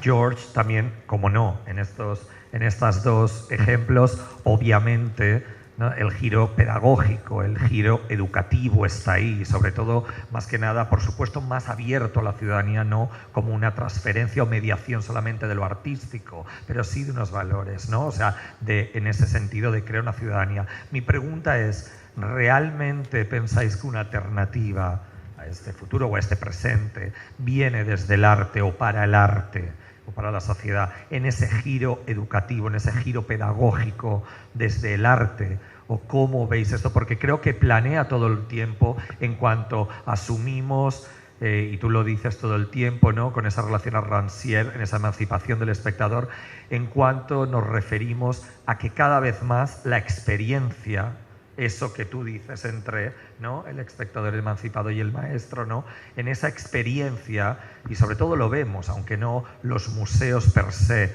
sean entidades, instituciones que decolonizar, que empoderar al visitante, al usuario, llamémosle de diferente manera, cada una también con esa precaución especial que cada concepto lleva. Pero en cierta manera, ¿pensáis que realmente desde el arte, desde el propio hecho artístico del artista y desde el propio hecho crítico, institucional, el giro educativo puede ser una alternativa? ¿O cómo veis el arte en ese, muchas veces, sin salida? Yo, por ejemplo, no sé si en esta revista que se está repartiendo de Arteba, en ese texto que Andrea Junta, Luis Vargas y Dorotea escriben y que varias personas invitados escribimos, ¿no? Yo hablo justamente de ser como unos infiltrados, ¿no? Dentro de un mundo en el cual es muy complicado salir. Estamos llenos y es la cola que se muerde el pez, pero de todos modos ser como esa especie de resistencia, ¿no? Que estamos por debajo. Pero sí, yo cada vez veo, y sobre todo en mi experiencia museística, ¿no? Mi experiencia del día a día con los artistas y en la experiencia muchas veces de los visitantes y de entender los procesos cada vez más abiertos, si lo que llamamos, ¿no?, entendido ampliamente el giro educativo, puede realmente y tiene, es una de los cortes que puede realmente traer como un aire fresco, y digo aire fresco en el sentido para que el público lo entienda, sino realmente una conciencia crítica más fuerte en los procesos de emancipación de las instituciones. No lo sé, lo pongo también en interrogante. A mí me gustaría hacer una breve aclaración, porque yo creo que el problema fundamental de lo que tú puedes llamar giro educativo, en relación no solo al arte, sino a la cultura en general, el problema que yo me planteo siempre es que partimos de una base errónea, en la medida en que yo considero que la educación es importantísima en los desarrollos de políticos, sociales, económicos, etcétera, pero hay que partir de una base diferente, en el sentido en que lo planteaba Luis Kamitzer hace más de 20 años. En la educación subrayamos constantemente y le damos prioridad a lo que entendemos como la enseñanza, pero nunca discutimos lo más importante, que es el aprendizaje. Tenemos un sentido paternalista de lo que es la educación. Nosotros nos suponemos que sabemos más que esta señora que está sentada, y no necesariamente sabemos ni quién es ella y cuáles son sus conocimientos. Y no me refiero solamente aquí, me refiero en cualquier momento de lo que entendemos como educación. Creo que el punto de partida que tenemos es absolutamente, en estos momentos, contraproducente. En ese sentido, yo suscribiría lo que dice Luis Kamitzer. El gran error es ir a las escuelas de arte, porque allí nos imponen una manera de ver y una manera de ser y una manera de entender. Y yo creo que en ese sentido, si la educación se planteara como plantea los ejemplos que él acaba de ejemplificar, desde esa perspectiva común, desde esa perspectiva relacional, desde esa perspectiva de transferencias y de colaboraciones, yo creo que entonces entraríamos dentro de otro paradigma. Bueno, quizá yo no me he expresado bien. Cuando digo el giro educativo es para que la gente lo entienda. Es el giro pedagógico a través de la pedagogía crítica de Paulo Freire, etcétera. Es decir, creo que la gente que estamos aquí, estamos dentro de un contexto, no me refiero a lo educativo en cuanto a la enseñanza antigua, sino me estoy refiriendo a los nuevos desplazamientos que están ocurriendo dentro de la compartimentación de lo pedagógico, dentro de entender esa crítica constructiva entre el visitante y la institución, entre el niño, entre la persona desconocida y el artista, etcétera. Es decir, esa construcción de saberes comunes. O sea, no me estoy refiriendo a la enseñanza reglada ni a la enseñanza Yo no hablaba exclusivamente en relación a la enseñanza reglada o lo que tú quieras llamar el giro pedagógico o el giro educativo, que me parece que es lo mismo. A mí el problema que se me plantea es justamente lo que planteaba, que es que el punto de vista o la visión que tenemos es paternalista. Tanto aquí, tanto en una institución, como en una feria de arte, como en una universidad, el planteamiento ya presupone que tú no sabes y que tú tienes que aprender, pero nosotros, que somos los que estamos en esta plataforma privilegiada, no somos quienes... Yo te entendí perfectamente, no se trata de que no entendiera o que el público no entienda. Yo creo que el público entiende perfectamente de lo que estamos planteando. Creo que el problema fundamental es la visión que tenemos en relación a la colaboración que supone nuestro propio aprendizaje, porque nosotros tenemos que estar constantemente aprendiendo, porque si no estuviéramos constantemente aprendiendo, yo no estaría aquí. Sencillamente, para mí esto no es solo una manera de yo informar de ciertas cuestiones en las que me he dedicado tantas horas, sino también lo que me presupone de aprendizaje, el tener que enfrentarme a esa situación.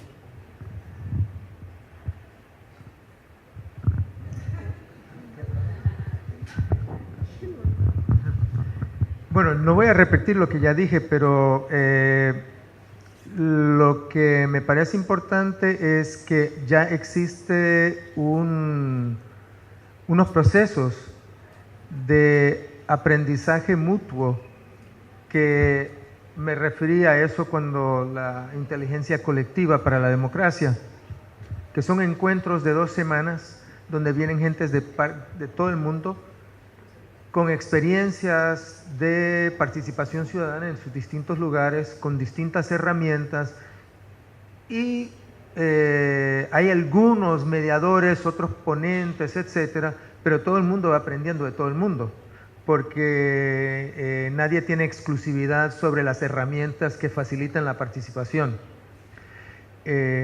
Y en esa, digamos, red que va ampliándose cada vez más, donde el arte no es el protagonista, sino que el artista entra con otros a colaborar, ya se han producido encuentros por todas partes. Es decir, hay una serie, bueno, parte de esto, si dejo Casa Gallina por un momento, yo junté a Casa Gallina con el Media Lab Prado un día en México, porque no se conocían.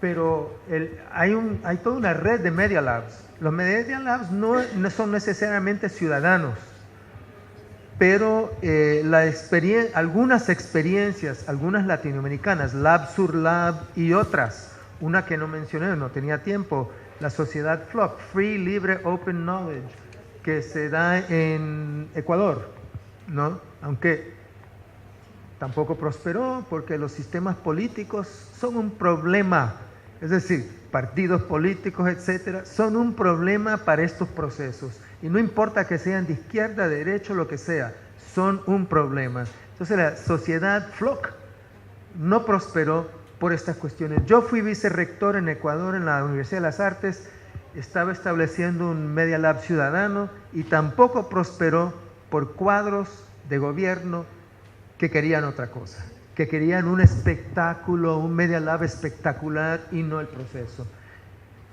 Pero se están dando procesos de aprendizaje mutuo, pero también hay que reconocer que una cosa que no mencioné, pero que me parece que es importante para todos nosotros, es que nada de esto acontece sin que tenga una base financiera. El Media Lab Prado es financiado por el Ayuntamiento de Madrid. Casa Gallina lograron hackear a los patronos de Insight, cosa que me parece una maravilla que se haya logrado eso.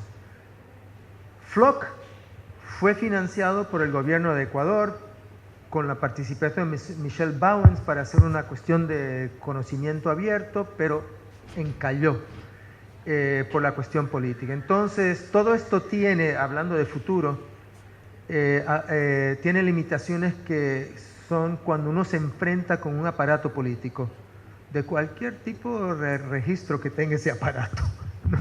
Pero más allá me gustaría continuar esto, porque más allá de los fundamentos políticos y de la interferencia política en estos procesos, hay también una situación que no me queda muy clara, seguramente porque los conozco a distancia, no los conozco en el espacio, y conozco muy bien a ambos espacios, pero como te digo, como objeto de estudio, no como participativo.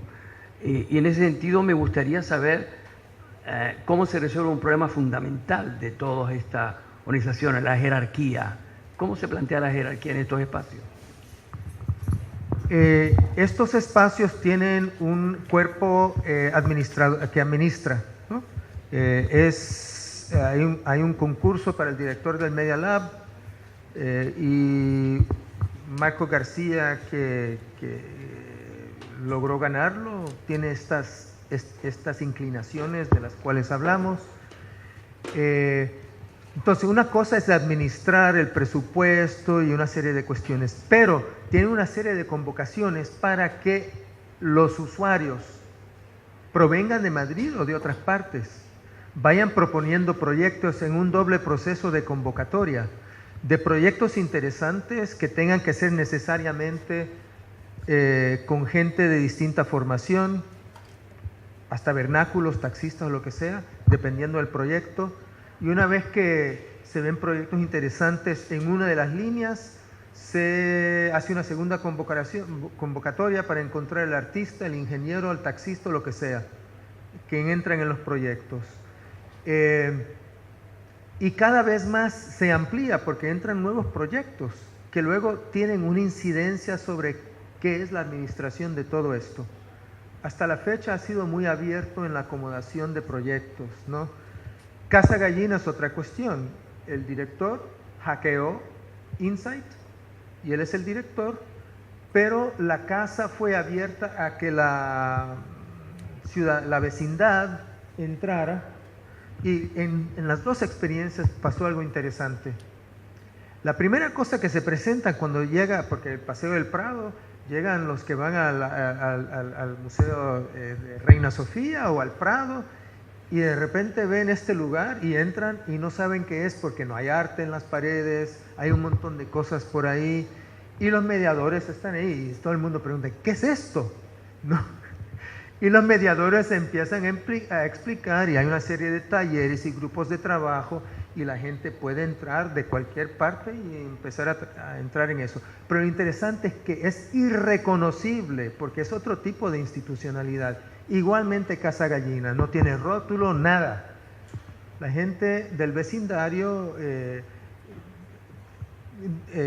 Osvaldo contrató gente del barrio para funcionar de los primeros mediadores y hacer un levantamiento demográfico del barrio para conocer el barrio, y luego se fue abriendo para que la gente entrara y pudiera aprovechar las computadoras, gente que no tiene computadoras. Es un barrio de clase media baja y obrera, ¿no? Y entonces la gente empezó a entrar y empezaron a decir, ¿pero qué es esto? ¿Es un partido político?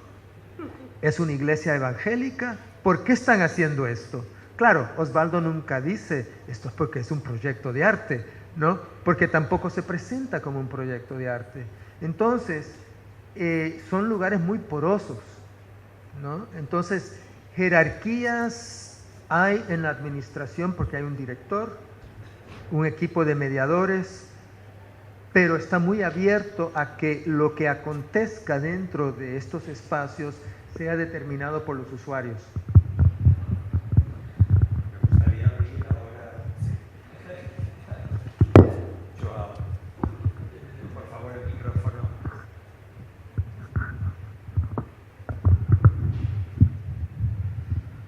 Yo creo que ha sido muy importante lo que Solange decía, refiriendo que hoy es importante comprender las cuestiones del presente en relación al futuro, comprendiendo los fallos del pasado reciente y del presente también, y sobre todo las ideas que han sido revolucionarias o que han sido subversivas en un estado de las cosas.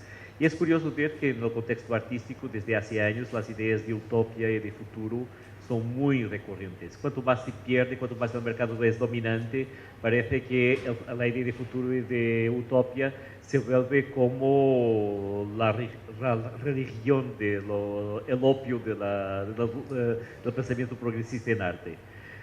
Y entonces, yo creo que es importante comprender que la idea de futuro puede sostener una actuación en el presente, y eso es muy peligroso. Y cada vez más los discursos sobre el futuro son muy poco reactivos a situaciones muy concretas y pragmáticas que se pasan en el presente.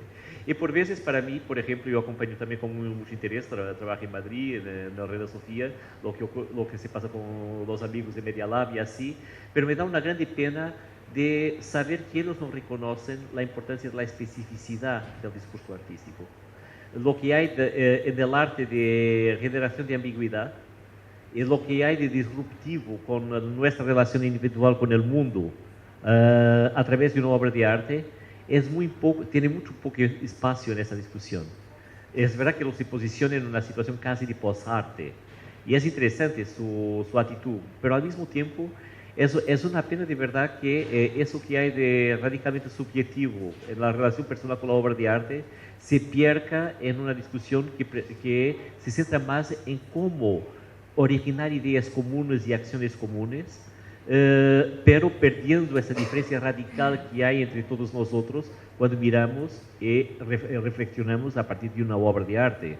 Y esa es una discusión muy importante hoy en nuestro tiempo también, porque tantas acciones progresistas, colectivas y así, prescinden de pensar seriamente lo que puede haber de específico, en lo que un discurso artístico, en la especificidad de la creación artística puede añadir a una manera de subvertir nuestra relación con el mundo también. Ese es un problema clásico que creo que viene desde Mayakovsky y de las masas no los comprenden, y se perpetúa en nuestros días, y que hace que entreguemos el oro al bandido, o sea, la creación artística a las ferias de arte. Bueno, no es que no haya creación artística, es cómo se comprende la creación artística. Es cómo se comprende la creación artística. Si uno concibe el arte solo como el objeto, digamos la tela, el lienzo o la performance, como el objeto artístico, lo que se está operando aquí es que son proyectos conjuntos que generan, algunos generan objetos, es decir, en estos casos hay una heterogeneidad de resultados, ¿no? No hay un tipo de resultados. Media Lab tiene miles de procesos que se han dado. Algunos, por ejemplo, el que mencioné de violencia, ¿no? Generó un objeto que luego se puede ver, ¿no? y se puede apreciar en ese sentido de enfrentarse a una cuestión, pero también, es decir, el proceso de la creación, que es lo que está tratando de impulsar el Media Lab, es tan importante o a veces más importante que el objeto que se genera, lo cual no quiere decir que no se generen objetos ante los cuales uno tenga una experiencia subjetiva. Eso también se da, y también en Casa Gallina, pero claro, en Casa Gallina eso se expone en otros lugares. Los artistas que yo mencioné, yo he ido a la exposición de Eric Meyenberg, Cadu todavía no tiene la exposición de su proyecto, pero todos van a exponer sus proyectos en otras partes, así que hay eso. Están en cierto sentido trabajando un doble registro en estos lugares. George, yo entiendo perfectamente lo que Joao está diciendo en el sentido, si me permite, es decir, creo que las dos comparten muchos procesos, pero a la vez hay una diferencia muy grande. Creo que ahí Osvaldo sigue operando como un curador, es decir, trabaja muy específicamente con artistas y designa muy específicamente una invitación a que a lo largo del tiempo, como tú bien has dicho, 2 años, 3 años, cuando se dé, haya un resultado, haya una experiencia y que de esa experiencia haya una obra y una experiencia artística de ello. Pero por otra parte también me llama la atención la idea de disgregación. ¿Por qué en un momento solamente la experiencia sirve y el arte ocurre en otra parte? Es decir, solo puede ocurrir en el museo. Y eso también, no es por nada, pero me crea una desazón. Yo creo que también lo interesante, no lo sé como proyecto, es como que el arte afecta, el mundo del arte afecta. Pero no estás constituyendo algo, porque, no sé, el centro de producción es este y el centro de exhibición no es esta misma gente con la que lo comparte, sino que van a ser las ferias de arte, el museo, y entonces es la prostitución de la que todos formamos parte, ¿no? Entonces, ahí también hay algo que me chirría, no sé, sí. Es como hablando de esa idea, ¿no?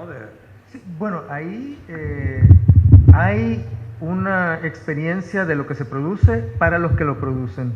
Digo, en el caso de los chicos de la banda militar, se hizo las performances con ellos y su entorno local fueron, etcétera.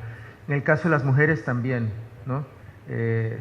Hubo una experiencia de ellas como las productoras de su propio espectáculo, o ritual, como lo llaman.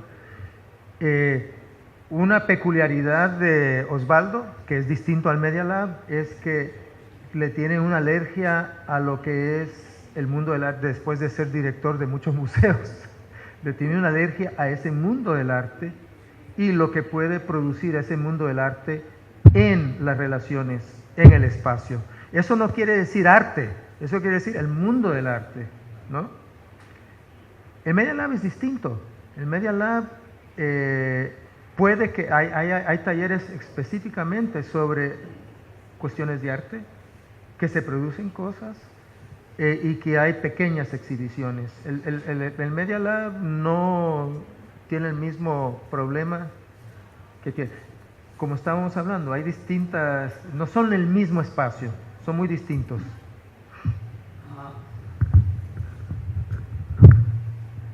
Yo sé que Osvaldo Sánchez está trabajando directamente, invitando directamente a artistas, y por eso es cierto lo que dice Agustín.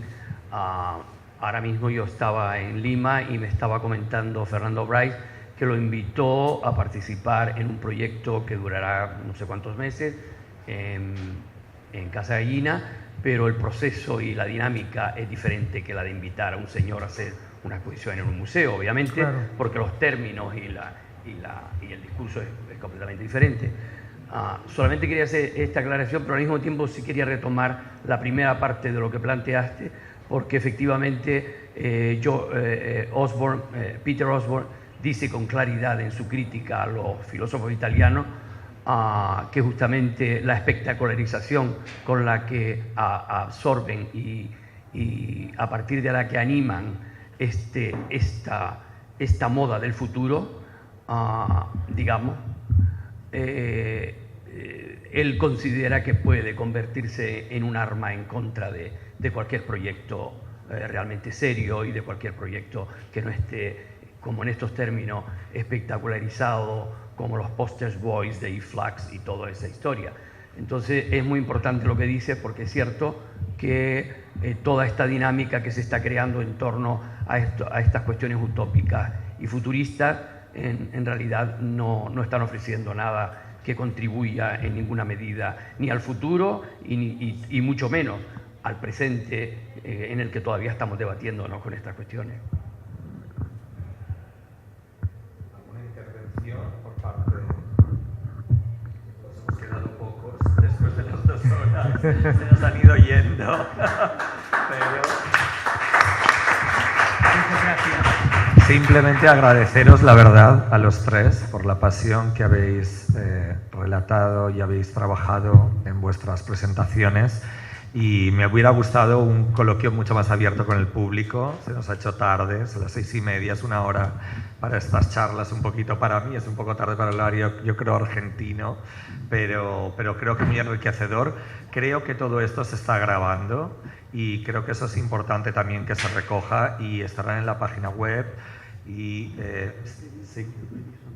Sí. Estamos hablando del procomún, no del proindividuo. Octavio hacía una broma sobre que que tendríamos que hablar con su agente de derechos, y ahora ya no existen los derechos, son colectivos. Precisamente Y parte del claro. futuro que planteaba Fraser, que él llama el rentismo, donde todos vamos a tener que estar pagando, que es la extensión del sistema en el que vivimos, vamos a tener que pagar por derechos de esto, derechos de lo otro, No, y ya lo uso de estamos- esto, uso de lo otro, como Claro. Ya lo estamos haciendo. pero de una manera todavía más brutal. Sí. Bueno, espero que haya sido el pistoletazo de salida y empezar a pensar sobre ideas presentes que se proyectan, y mañana yo creo que aparte ha sido muy interesante esta idea del procomún. Sobre todo creo que un arquitecto mañana como Alejandro Zaera puede hablarnos también de una manera, ¿no?, de la manera de poder impositiva de la arquitectura que ha tenido en todos estos años, sobre todo la arquitectura del espectáculo, y entender otro tipo de prácticas sociales, ¿no?, y quizá comunitarias a la hora de enfrentarse al territorio en el que vivimos,